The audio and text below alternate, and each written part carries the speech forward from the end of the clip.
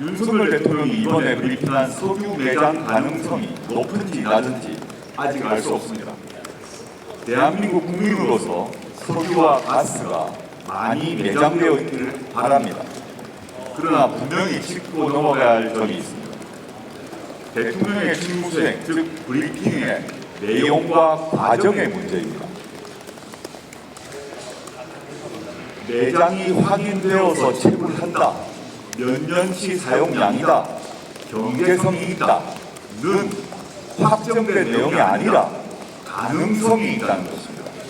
이 또한 대한민국 정부가 최종적으로 확인한 내용이 아니라 미국의 한 평가업체가 내놓은 것입니다. 이 평가업체는 1인 기업이라는 보도가 나왔습니다. 석유 탐사 성공률은 20% 안팎입니다. 대통령은 국정의 최고 책임자입니다. 윤석열 대통령이 국정을 마지막까지 책임져야 합니다. 그런데 대한민국에 대한 책임감이라고는 있을 리가 없는 외국의 1인 사기업의 보고서를 믿고 대통령이 직접 발표를 했습니다. 대한민국 정부와 전문가와 관련 기업은 다 어디 갔습니까? 주무부처인 산업부는 장관이 배석한 사실을 브리핑 1시간 전에야 알았을 정도로 주먹구식 브리핑입니다. 문제 보고서에 대한 산업부 차원의 점검이 있었습니까? 확인해야 합니다. 문제 보고서의 신뢰성은 추후 국회에서 엄밀히 따질 것입니다. 이제 대통령이 발표를 해버렸으니 정부는 꼼짝없이 지출을 통해 지출을 위해 돈을 쏟아부어야 합니다.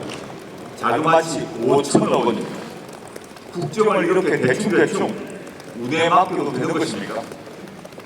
대통령실은 브리핑 시작 8분 전에 언론에 일정을 공개했습니다.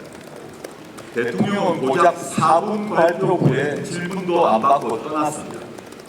저도 청와대 수석과 장관으로 일해보았지만 이런 엉터리 대통령 비서실과 아니면 말고식의 정부는 처음 봅니다.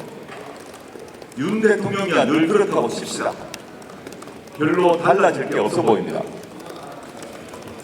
그런데 대통령실과 정부에서 연봉 1억 원 안팎을 받는 고위공직자들은 도대체 무엇을 하고 있습니까? 발표해놓고 잘 안 되면 또 어떤 일로 할 것입니까? 아니면 시추 작업을 정권 지지율 상승의 도구로 이용하려고 일단 질러본 것입니까? 워낙 황당하게 국정을 운영하니까 국민의 신뢰는 바닥을 듭니다. 오죽하면 대통령이 중요 발표를 할 때마다 네티즌들이 천공이라는 회개한 자가 비슷한 말을 했는지 찾아본 것 아닙니까? 누가 봐도 아니면 말고 식의 국정 전환 쇼를 할 게 아닙니다. 국민이 지금 진짜로 필요한 것이 무엇인지 찾아서 시행하십시오. 만약 못 찾겠다면 저에게 물어보십시오. 아주 소상히 가르쳐드리겠습니다.